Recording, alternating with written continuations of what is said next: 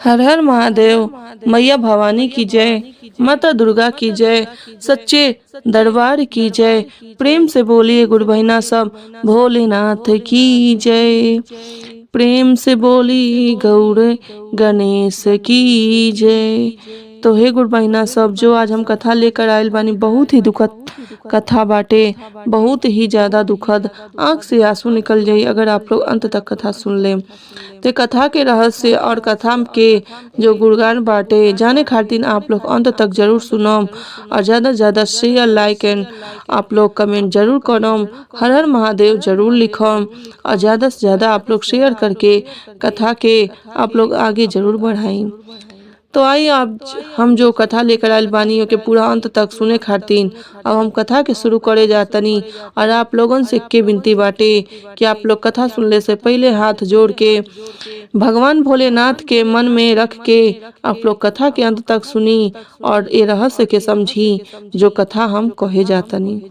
तो अंत तक सुनला के बाद से कमेंट बॉक्स में हर हर महादेव जरूर लिखम। और आई अब भगवान के नाम लेते हुए हर हर महादेव कहते हुए हम लोग कथा के आगे शुरू करतनी। एक जने रहली बेचारी, बूढ़ी रहली, लेकिन वो बूढ़ी जो रहली पहले ही तो बूढ़ी ना हो गईली।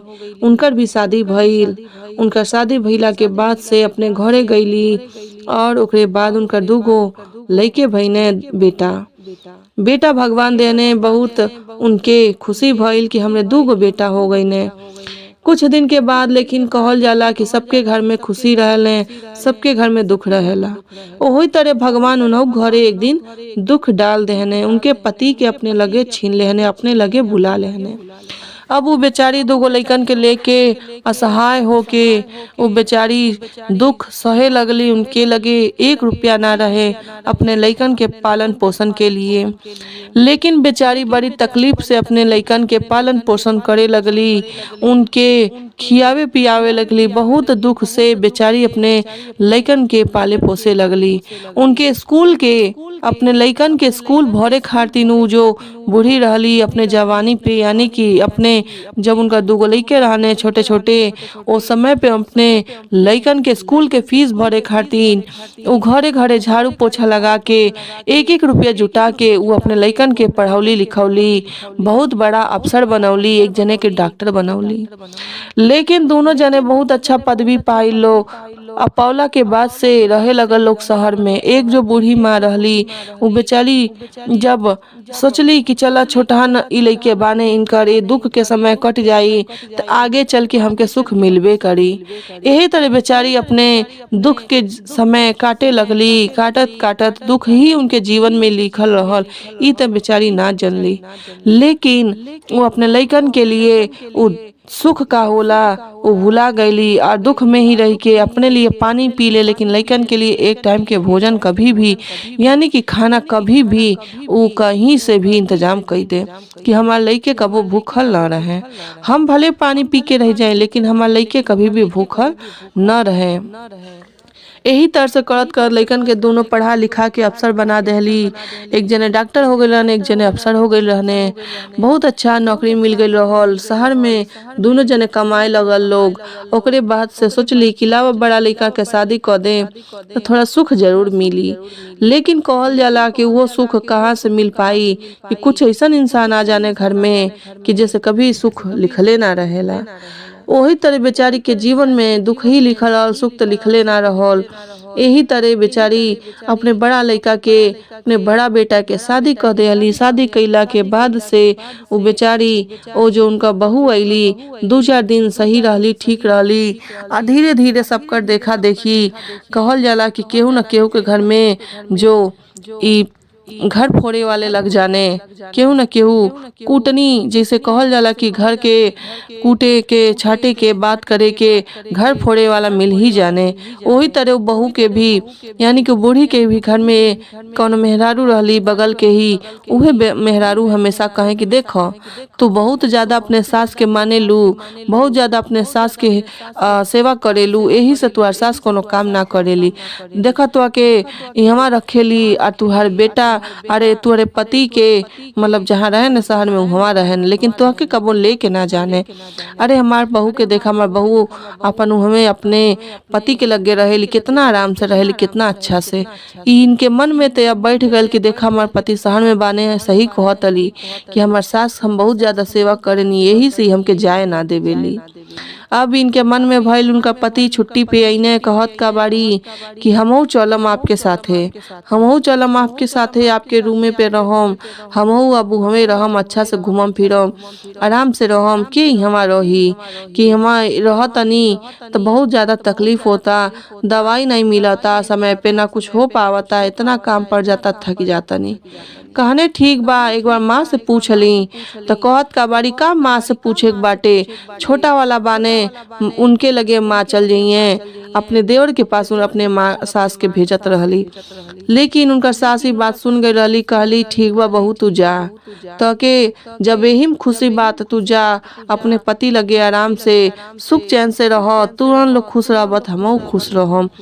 यही तरह से कई के बड़ी बहू के वो अपने शहर भेज देली। और बेचारी 2 वक्त के जो कहल जाला 2 वक्त के खाना वो घरे वो बेचारी अपने हाथे बना के खाए पिए लगली। फिर कुछ दिन के बाद बीतल तो कुछ लोग वही तरह कहने कि काहे बूढ़ी, काहे तू ये तरह अपने हाथे बनावत लू, अपने छोटा बेटा के शादी कर द, शायद उहे आई है तो बना के तुहके खियई है। कहली ठीक बा, हम यही तरह कह देता नहीं। उनके लिए अच्छा लड़की देख के शादी कर देली, अच्छा घराने में छोटा वाला के। छोटा वाला के भी शादी कैला के बाद से जो उनकर दुल्हन अली घरे, उहो कुछ दिन रहली। कहत अली कि देखा न कि हमार जो जेठान बाड़ी अपने पति लगे रहेली, और हम बानी अपने घरे हमार रहतनी ये बुढ़िया लगे, इनके बनावत खियावत बानी, इन्हीं के देखतानी कि इन आई कि चलतनी हमो, अब की आइम तो हमहू चल जाइम, हमहू ना रहमी हमा। वो ऐसे ही सोच ले अली। सोचला के बाद से उनका छोटा वाला जब बेटा आईने तो कहत का बाड़ी कि ये हमहू चलम अब की आपके साथे। छोटा वाला जब उनका बेटा आयल बाने बूढ़ी के, तो उनकर मेहरारू के तरफ से कहतली कि ये हमहू चलम आपके साथे, अब की हम ना घरे रहम, देखी जीजियो ना रहेनी और हमहू अकेले रहेनी, अम्मा जी बानी तेने उन्हें चल जानी, तारा अकेले घर में ऐसे चुपचाप पटाइल रहनी, हमहू चलम थोड़ा शहर में घूम फिर लेम, देखम हमें रहम, और ऐसे ही आराम से आपो के आराम रही कि खाना बना के दोनों टाइम के आपके अपने हाथे बना पड़त हुई, हम ही बना के देम आपके। तरह कह के अपने पति से कहली। तो उनका भी पति कहत का बाने रुको एक बार माँ से पूछ ली, माँ का कहतली। कहत का बारी माँ से का पूछे बा, बड़ी जने जब चली गईली, बड़ी भाभी जब यहाँ से चली गईली तो हम ना चल सके नी का। कहने काहे नहीं, ठीक बा हम एक बार माँ से बात करम। तो कहते ना ना कोनो जरूरत नहीं खे, वो बुढ़िया का चाहिए, वो तो चाहिए हमारे ये लगे रहो। लेकिन उनका माँ भी उनका बतिया सुन ले रहली सास, काहे कि उनके मन में कभी वैसा थी ना रहे। लेकिन बेचारी बूढ़ी कहीं जाना घर छोड़ के, वही घर ही में आराम से रहे, केहू ना घर में आवे ना जा, वो आराम से वही घर में रहे। अपने दोनों बहू के चाहे कि बहुत अच्छा से रखे लोग और बहुत अच्छा से रहे लोग। काहे कि हम अपना जीवन में दुख कटले बानी, कहीं ई लोग न काटे, यही से बेचारी अपने दोनों बहू के बहुत मानत रहली और दोनों जने के शहर भेज देहली। कहली जा लोग, तुहन लोग के खुशी जब यही में बाटे तो तुहन लोग जा लोग आराम से हमें रहिया लोग। फिर उनका छोटी बहू के मन में का आइल कि ये माँ जी 6 महीना आप बड़ी भाभी के लगे रही और 6 महीना हमले पास रही। उनका कहत का बाड़ी ना हम ना रहम। उ जो बूढ़ी रहली कहली ना हम ना रहम, काहे कि 6 महीना उ रखिए 6 महीना तू, जब हमार एकदम शरीर थक जाई तब देखल जाई। भगवान के भरोसे हम भगवान शिव शंकर भोलेनाथ के भक्त हई, रोज 1 लोटा जल ढारे जइबे करेनी। उनका शिव चर्चा कथा होला तो कहीं ना कहीं हम जइबे करेनी। तो इससे अच्छा कि हम घरे खाना खा ले आराम से, तुहन लोग जा आराम से रहिया। जब हमार शरीर थक जाई, ताकत ना रही देह में, तब तुहन लोग जे तो रखबा लोग रहो। उनकर कहली कि ऐसन बात तू जा अपने पति लगे आराम से रहिया, बड़ी जने भी रह तली तू आराम से रहिया। इहो चल गईली रहे लगली। बड़ी जने के कुछ दिन के बाद उनकर भी 2 गो बेटा भईने और छोटी जने के 1 गो लड़की भईली। अब दोनों जने रहता लोग, ओकरे बाद से कहत का बा लोग कि अरे चला माँ तो बहुत दिन हो गए, माँ के चला लेके आवल जा। तो कहत का बाड़ी ई छोटे जने के मेहरारू की ठीक बा, चली हमन के सब जने मिल के चलल जाई, माँ के ले आवल जाई। 6 महीना दीदी के पास रहम, 6 महीना हमरे पास। यही तरह से कह के और दोनों यानी कि चारों जने निकलल लोग आ जाके लेके आए लोग अपने माँ के। अइला के बाद से बड़ी जने कहत का बाड़ी कि देखी 6 महीना आप हमरे लगे रहम आ 6 महीना छोटे जने के लगे, 6 महीना के बाद आप वहाँ चल जाए, 6 महीना आप यहाँ खाई बनाई आराम से रही। तुमकर सास का कहत तली कि देखो ने लागत है हमके बनावे खाए के बोलौले बाड़ी का। तो फिर भी उनके मन में ई भइल कि चल अभी तो बना उना के देते बाली, चल खा लेवल जा। बेचारी खाए बैठली, बना उना के देली। उनकर बहू कहली ठीक बा। अब दूसरा दिन से का भइल कि बड़ी जने कहत का बाड़ी माँ जी आज हमार तबीयत खराब बाटे, हम खाना ना बना पाई, खाना बना के खा ली। एक दिन भइल, दूसरा दिन का कहतली आज हमके हे जगह जाए बाटे, माँ जी खाना बना लेम और सबके लिए खाना बना देम और हम जातनी दूसरी जगह, बहुत जरूरी काम बाटे। ऐसे ही कह के 2 दिन 3 दिन 4 दिन ऐसे ही बेचारी बितावे लगली। अब कहत का बाड़ी मन में इहो सोचत अली कि लागत हमसे खनवे बनवाई है।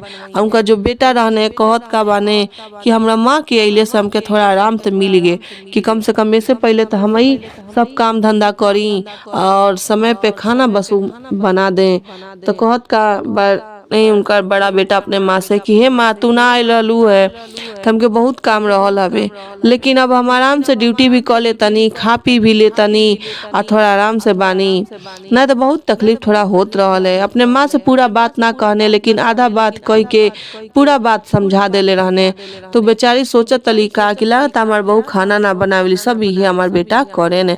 कहने हमार बेटा ई सोचे लगली आज से हमार बेटा ना हम ही करम। उनका जो 2 बेटा रहने कहत का बाने एक दिन अपने माँ से कि ये माँ ई के हवे, ई बूढ़ी के हवे, ई दाई माँ है का कि जैसे हमन के स्कूल में एक दाई माँ रहेली सब काम करेली। तो उनकर पतो का कहतली वो बूढ़ी के हाँ ई तुहार दाई माँ हई, आज से खाना बनाइए इहमे रहिए और सब कुछ इनके मतलब जो भी तुहन लोग के जरूरत पड़ी इन्हीं से मांग लिया लो। लेकिन वो दोनों बेटा कहतने ए माँ एक दिन पापा के सुनले रहनी माँ कहत के और आपके सुनले रहनी कि माँ जी कहत के काहे। तो कहत का बाड़ी अरे दाई माँ हई बूढ़ी वाली यही से इज्जत देवल जाला। कहने ठीक बा। एक दिन बीतल 2 दिन बीतल, आखिर कितना दिन बीती जब लइकवा अखिया से देखते बाने तो कितना दिन झूठ बोल पाई लोग। एक दिन अपने पापा से पूछने कि ए पापा ई दाई माँ केकर माँ हई, आपके माँ हई कि मम्मी के माँ हई, काहे आप लोग माँ कहेनी और मम्मी माँ जी कहेनी। तो कहत का बाने उनका पापा ना ई हमार माँ हई तुहार दादी हई। तो उनका बेटा कहता ने बा हमार मम्मी हमसे झूठ बोलले बाड़ी, हमके कहतली कि दादी ना हई दाई माँ हई घर के नौकरानी हई। उनका जो बेटा रहने कहने अच्छा ठीक बा तुहार माँ जो भी कहले बाड़ी सही कहले बाड़ी, सही कह के बात के टाल ले गई ने। लेकिन वो जो दोनों लड़के रहने एक दिन कहत का बाने अपने माँ से माँ जैसे तू दादी के काम करावत अलू ने वैसे ही हमू एक दिन तुहा के और पापा से काम करवाई। उनकर माँ कहतली एक थप्पड़ मार के चुप रह, तुम लोग के कुछ समझ में ना आवला, के कहले कि तुहार दादी ऊ बूढ़ी दादी ना है तुहार दादी गाँव में बाड़ी। कहतल ना उ लइके कहता ना ना हमार पापा हमसे कहने हैं कि हमार दादी हई और तुहार सासू हई, तेज तू माँ जी कहेलू और पापा माँ कहने।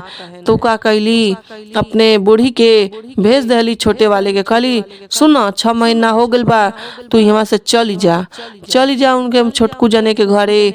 तो का कैली बूढ़ी गईली ना वहाँ से अपने गाँव में चली गईली और वहाँ में जाके रहे लगली।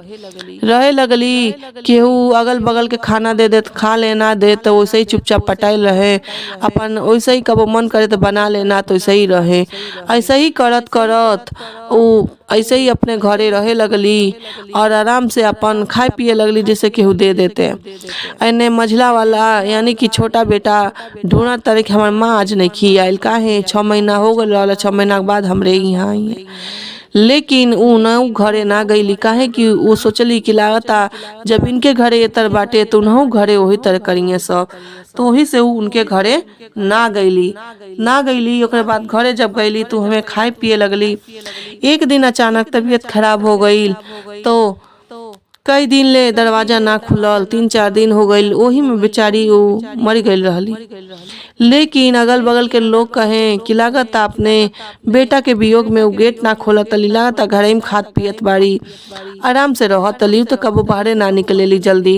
यही से सोच के रहे मतलब बगल बगल छोड़ देवल लोग। लेकिन कई दिन के बाद से उनका लाश से यानी कि शरीर से बदबू आवे लगल। तो कहता लोग कि का महकता घर में इतना तेज के, चलो देखल जा। आज जाता लोग, देखता लोग, दरवाजा खिड़की जहाँ से खुलल बा तो ही में वो बेचारी मरल बाड़ी। आवाज देता लोग, केहू सुनत नहीं बा। तो कहली देखा नहीं इनका बेटा बहू भी ना बा, नहीं कैसे अब का कइल जाई। अपने उनके बड़ा बेटा के पास फोन भइल और छोटा बेटा के पास भी फोन भइल, सब जने आयल लोग।